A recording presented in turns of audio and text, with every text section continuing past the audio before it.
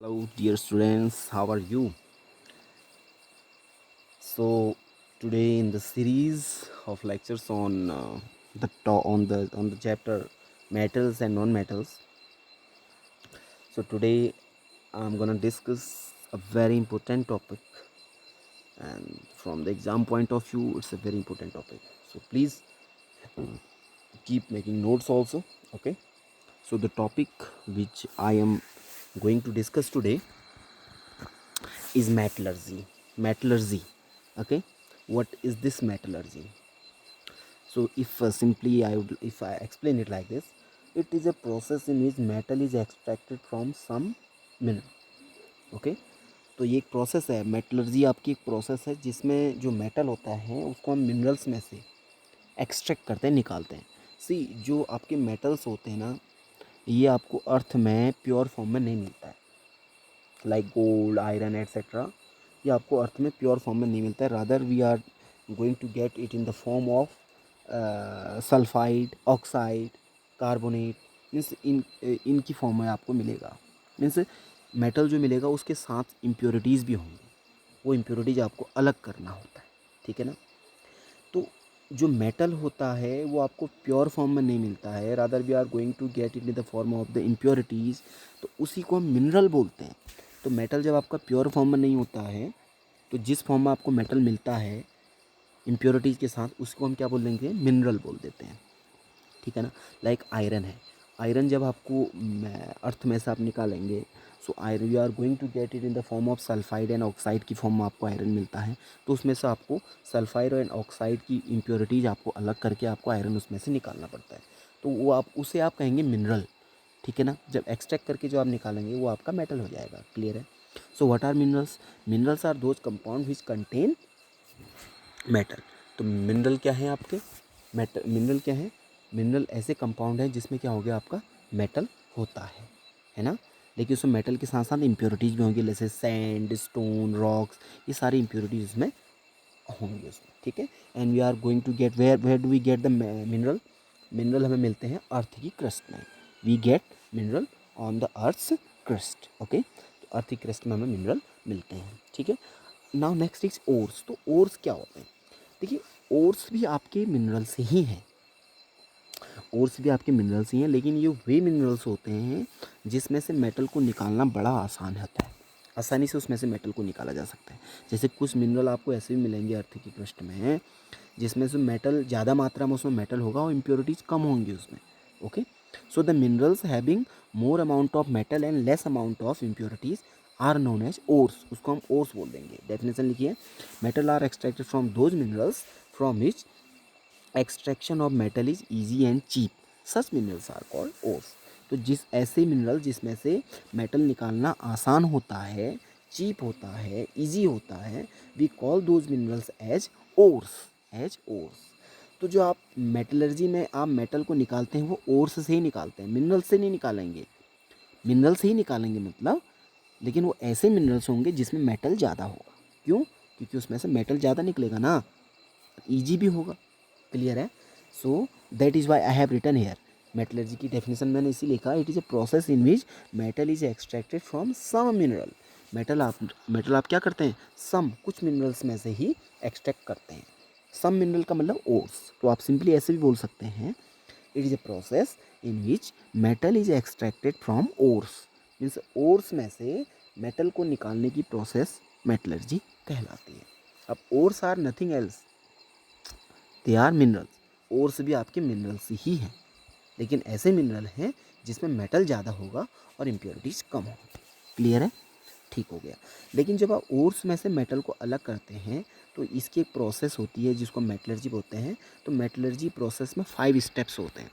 तो by these 5 steps we can extract the metal from the ore.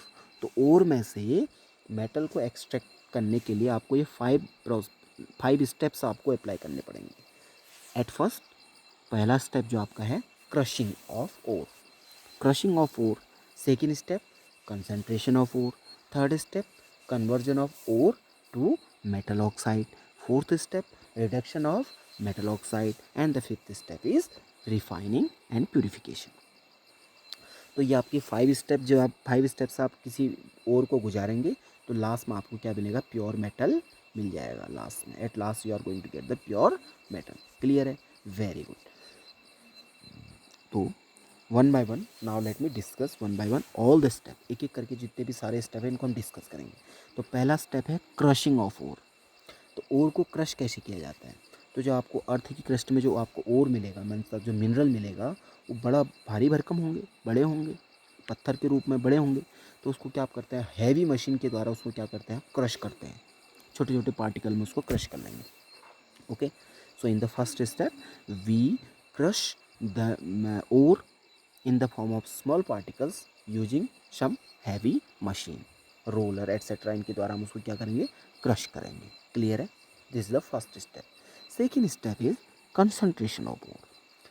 तो दूसरा step है कंसंट्रेट। अब ओर को आपको फिर क्रश करने के बाद उसको कंसंट्रेट करना पड़ता है। कंसंट्रेट का मतलब उसमें से छोटी मोटी जो इम्प्योरिटीज हैं उसको निकालना पड़ता है ना। तो वो छोटी मोटी इम्प्योरिटीज़ को निकालने के हमारे पास बहुत सारी मेथड्स हैं। तो let's discuss this step now. Concentration of ore.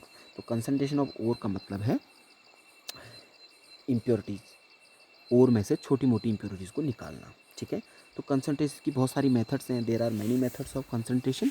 तो जो पहली मेथड कंसंट्रेशन की है दैट इज़ ग्रेविटी सेपरेशन और हाइड्रोलिक सेपरेशन। तो इस मेथड से आप ओर में से इम्प्योरिटीज़ को अलग कर सकते हैं। हाइड्रो मीन्स होता है वाटर, मीन्स वाटर के द्वारा, इसमें वाटर का यूज होगा आपका। तो कैसे हम इसको, इस मेथड को अप्लाई करते हैं, इसमें हम क्या करते हैं, एक ऐसा इंक्लाइंड प्लेन लेंगे, एक ऐसा ये इंक्लाइंड प्लेन लेंगे। इसमें क्या होगा, ये इंक्लाइंड प्लेन है, इसमें क्या होगा, छोटे छोटे ये हमने, देखो आप ये प्लेन में, इसको let me make it again, हाँ। We take an inclined plane like this. में हम एक इंक्लाइंड ऐसा एक प्लेन लेंगे। इस प्लेन में हम ग्रुप्स, ऐसे गड्ढे गड्ढे बना देंगे लाइक दिस। तो ये groups, having some groups, okay. In this method we take an inclined plane having some group, जिसमें ग्रुप्स होंगे। तो फिर क्या करेंगे, यहाँ से हम इसमें से वाटर फ्लो कराएंगे, यहाँ से इसमें से क्या करेंगे, वाटर फ्लो कराएंगे इसमें से ऐसे। और यहाँ पर हम ओर्स को रख देंगे, छोटे छोटे ओर के जो पार्टिकल हैं हमने जो अभी क्रश किए हैं थोड़ी देर पहले, उसको हम अब यहाँ पर रख देंगे ओर्स को।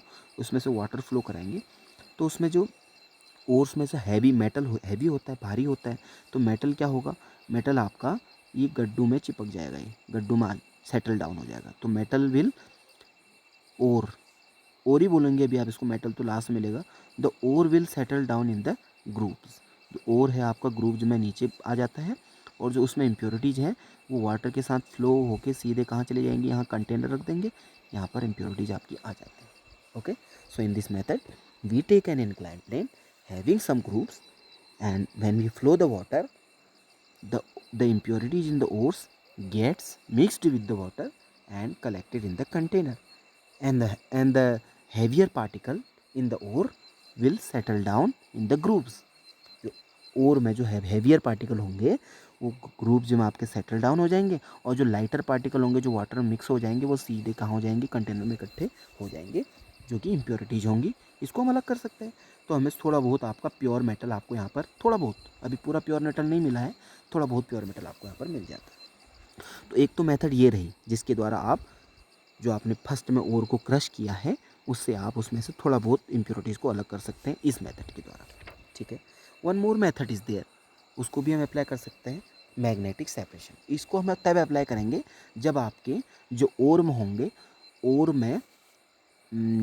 में आपका जो या तो इम्प्योरिटीज़ या उसमें जो मेटल, दो चीज़ होंगी ना, देखो ओर में दो चीज़ें होंगी, मेटल प्लस इम्प्योरिटीज होंगी।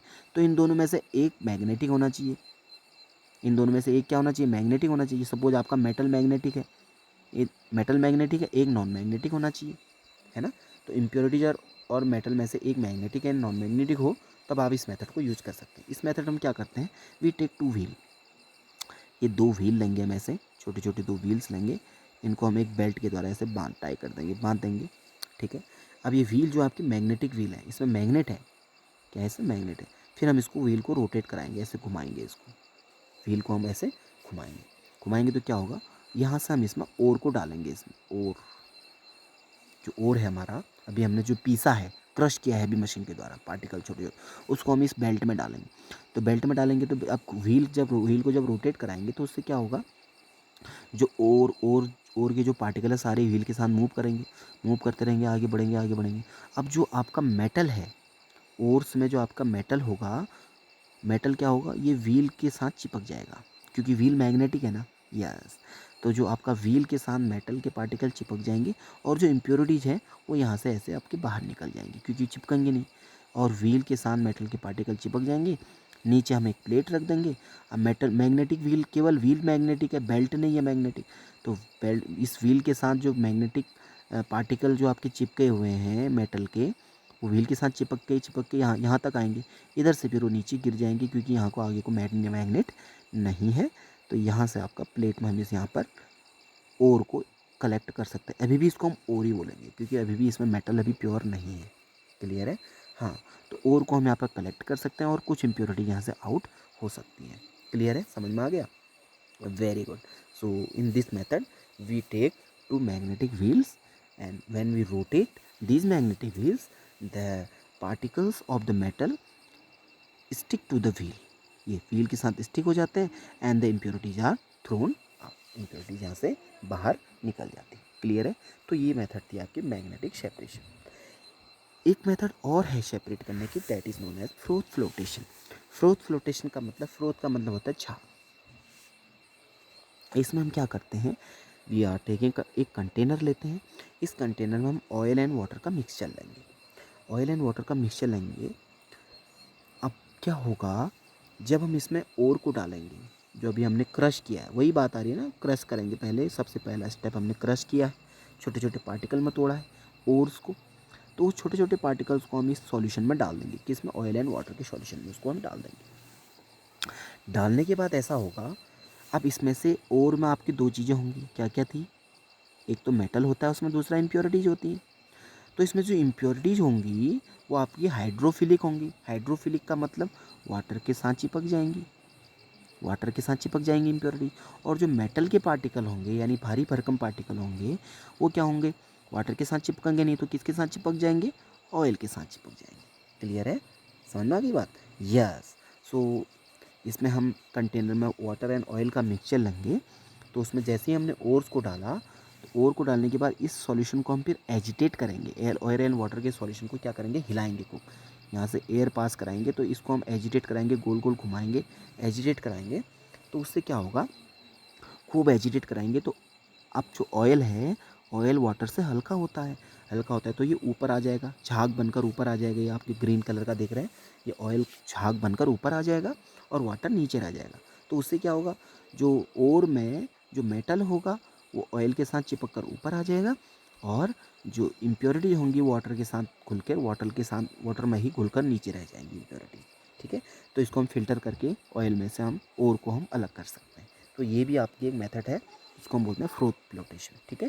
सो in this method we take solution of oil and water in the container, and when we agitate the solution, the particles of the ore, the metallic particles, जो उसमें metallic particle होंगे ना ore में, the metallic particles of the ore gets stick to the oil, oil के साथ stick हो जाएंगे and comes off as froth, झाग बनकर, मीन्स ऑयल के साथ झाग, ऑयल का झाग बन जाएगा, उसके साथ ऊपर आ जाएंगे। And the impurities gets mixed with the water, और जो इम्प्योरिटीज होंगी वाटर के साथ मिक्स हो जाएंगे। So this was the third method of concentration.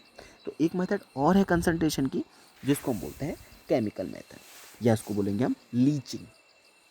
क्या बोलेंगे, लीचिंग।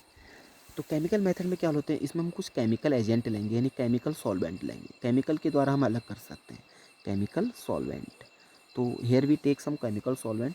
ये हमने केमिकल सॉल्वेंट लिया, सपोज ये कंटेनर है, इसमें हम केमिकल सॉल्वेंट लेंगे। तो इसमें क्या होगा, जो हमारा ओर्स है अभी हमने जो क्रश किया है उसको हम इसमें डाल देंगे। तो इसमें क्या होगा, जो इम्प्योरिटीज होंगी वो तो इस केमिकल एजेंट में घुल जाएंगी, और जो मेटल होगा वो नहीं घुलेगा, तो उसको हम फिर फिल्टर के द्वारा अलग कर लेंगे। ठीक है? So in this method we take some chemical solvent, and when we take some chemical solvent in which the impurities gets mixed, जिसमें impurities mixed हो जाएंगी, and we can separate the heavier particles of the metal by filtration, उसको हम filtration से अलग कर सकते हैं। ठीक है? So these were the methods of concentration. ठीक है? So till now we have discussed about metallurgy, the definition, minerals, ores. This we have discussed. Then we have discussed the first step, crushing of ore. Then we have discussed the second step, that is the concentration of ore. How do we concentrate the ore? ore को हम कैसे concentrate करेंगे, इसके लिए हमने 4 method भी कर ली हैं. Okay. Now we will discuss in the next lecture the third step of metallurgy, that is conversion of ore to metal oxide. Clear है? Okay. लेकिन मैं एक चीज़ जो यहाँ पर भूल गया आपको बताना है. आप फोर्थ फ्लोटेशन में मैंने आपको एक चीज़ बताई थी, इसमें 2 चीज़ लिखी है मैंने, हाइड्रोफोबिक एंड हाइड्रोफिलिक. हाइड्रोफोबिक का मतलब होता है water, afraid of water, and hydrophilic का मतलब होता है वाटर लवर. तो जब हम इम्प्योरिटीज़ जो होंगी वो वाटर लवर होंगी, ओर को जब डालेंगे ना तो इम्प्योरिटीज़ आपकी वाटर लवर होंगी. वाटर लवर मीन्स हाइड्रोफिलिक होंगी, वाटर के साथ मिक्स हो जाएंगी. और जो मेटल के पार्टिकल होंगे वो वाटर लवर नहीं होंगे, तो हाइड्रोफोबिक होंगे. Hydrophobic means afraid of water. तो वो क्या होगा, वो ऑयल के साथ चिपक जाएंगे, है ना. ऑयल के साथ चिपक जाएंगे तो ऊपर आ जाएंगे. ठीक है ना. हाइड्रोफोबिक एंड हाइड्रोफिलिक यही चीज़ है. Clear idea. Thank you. Then will see you in the next lecture. Till then stay tuned and keep watching mission school परिवार.